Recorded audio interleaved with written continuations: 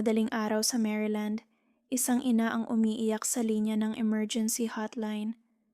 Ayon sa kanya, ang kanyang 5 linggong gulang na sanggol ay na-suffocate umano. Naipit daw sa pagitan ng mga unan ng sofa habang sila'y natutulog. Isang trahedya, isang aksidente, kung paniniwalaan ang kanyang kwento. Ngunit ayon sa mga investigador, kasinungalingan ang lahat.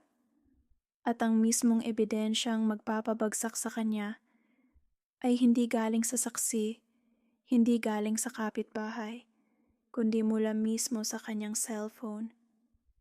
Ito ang kwento ng isang lasing na ina, isang bagong silang na sanggol, at isang krimeng pilit itinago pero nabunyag ng sariling mga video.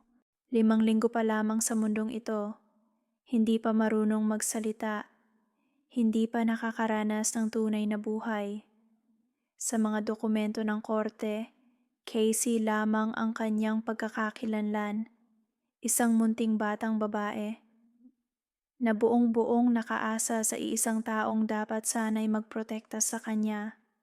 Ang kanyang ina ay si Destiny Faith Shiverall, 24 na taong gulang, residente ng Maryland. Matapos ipanganak si Casey noong huling bahagi ng Oktubre, nakitira muna si Destiny sa bahay ng kanyang lola sa Charlestown, Maryland, upang, ayon sa lola, magkaroon ng mas maayos at matatag na tirahan ang mag-ina. Sa unang mga linggo, tila normal ang lahat. Hanggang dumating ang gabing babago sa lahat. Gabi ng Disyembre, 3.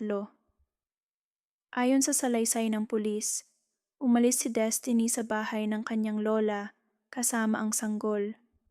Sinabi niyang pupunta lamang siya sa bahay ng isang kaibigan. Isang simpleng girls' night.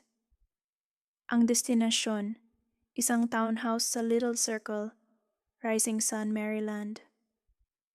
Nang umalis sila, malinaw sa mata ng lola. Maayos ang kalagayan ng sanggol. Walang sugat, walang pasa, buhay at malusog. Ngunit ang mga susunod na oras, sa loob ng townhouse na iyon, ang siyang magiging sentro ng investigasyon. Ayon sa mga ulat, may iba pang tao sa bahay. Ngunit sa isang mahalagang bahagi ng gabi, mag-isa si Destiny at ang sanggol sa unang palapag. At dito papasok ang pinakanakakagimbal na ebidensya. Ilang oras bago matagpo ang patayang sanggol, nagre-record si Destiny ng mga Snapchat videos. Sa mga video, malabo ang kanyang pananalita, halatang lasing na lasing, at sa background, maririnig ang iyak ng 5 linggong sanggol. Sa isang video, maririnig siyang magsabi, "Hindi ko alam kung naririnig niyo yung baby na nagtitrip sa background." Sa isa pa, hirap siyang buksan ng baby gate, sabay sabing, "Masyado akong lasing para dito." May mga video rin siyang sumasayaw, naglalip-sync sa musika sa kusina, habang ang sanggol ay umiiyak sa malayo. Ito ang huling mga sandali bago tuluyang tumahimik ang iyak. Umaga ng Disyembre 4, bandang 9:00, nagising umano si Destiny sa sofa. Napansin niyang hindi na gumagalaw ang sanggol. Dinala niya ito sa itaas at humingi ng tulong. Isang taong tinukoy lamang bilang Witness 1 ang tumawag sa 911 at nagsimulang mag-CPR. Ngunit huli na ang lahat. Pagdating ng mga paramedic, ang sanggol ay malamig na ang katawan. Bandang 9:15 ng umaga, idinaklara siyang patay. Napansin ng mga responder na may rigor mortis na paninigas ng kalamnan na indikasyong matagal na ang pagkamatay. Sa pulisya, isang paliwanag ang ibinigay ni Destiny. Natulog daw siya sa sofa kasama ang sanggol. Bandang 3:00 ng madaling araw, nagising siya at maayos pa raw ang bata. Ngunit nang muli siyang magising 9:00, wala na raw itong buhay. Ayon sa kanya, baka daw naipit ang sanggol sa pagitan ng mga una ng sofa at na-suffocate. Isang aksidente, iyon ang kanyang iginiit.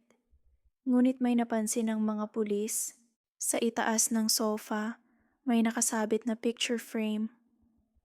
Sa mga Snapchat video noong madaling araw, ang frame ay tuwid at maayos. Ngunit nang dumating ang mga pulis kinabukasan, ang frame ay nakasabit sa halos 45 degree na anggulo. Parang may nangyaring kaguluhan sa mismong lugar kung saan umano natulog ang sanggol. Isang tahimik ngunit napakahalagang detalye. Noong Disyembre 6, isinagawa ang autopsy at dito tuluyang gumuho ang kwento ng aksidente. Hatol ng medical examiner, homicide sanhi ng kamatayan. Blunt force trauma sa ulo, may pagdurugo sa likod ng utak, isang pinsalang hindi maaaring idulot ng simpleng pagkahulog mula sa sofa. Noong Disyembre 9, kinuha ng pulisya ang cellphone ni Destiny. Doon nila nakita ang sunod-sunod na Snapchat videos mula alas 11 ng gabi hanggang alas 1 minuto at 34 ng umaga, ang mismong oras bago ang pagkamatay ng sanggol. Makikita at maririnig. Matinding kalasingan, iyak ng sanggol, kawalan ng kontrol. Nang tanungin muli si Destiny, nagbago ang kanyang mga paliwanag. Baka raw nasipan niya ang sanggol habang tulog. Baka raw nasaktan niya ito habang nag-sleepwalk, lalo na kapag siya'y umiinom. Binanggit pa niya ang kanyang toddler. Ngunit nalaman ng pulis na wala ang bata roon noong gabing iyon. At sa kanya nasabi ang linyang tumatak sa mga investigador. Kahit ano ang sabihin ko, ako pa rin ang masisisi, di ba? Noong Disyembre 11, inaresto si Destiny Faith Chiverol. Mga kasong isinampa: first-degree murder, second-degree murder, child abuse, resulting in death. Siya ay ikulong ng walang piyansa habang dinidinig ang kaso. Isang 5 linggong sanggol ang nawala ng pagkakataong mabuhay. Isang ina na dapat sana'y kanlungan ay naging sanhi ng wakas. At sa huli, hindi ang una ng sofa ang pumatay sa bata, kundi ang kawalan ng kontrol, kalasingan, at isang krimeng hindi na itago dahil iniwan nito ang bakas sa sariling cellphone.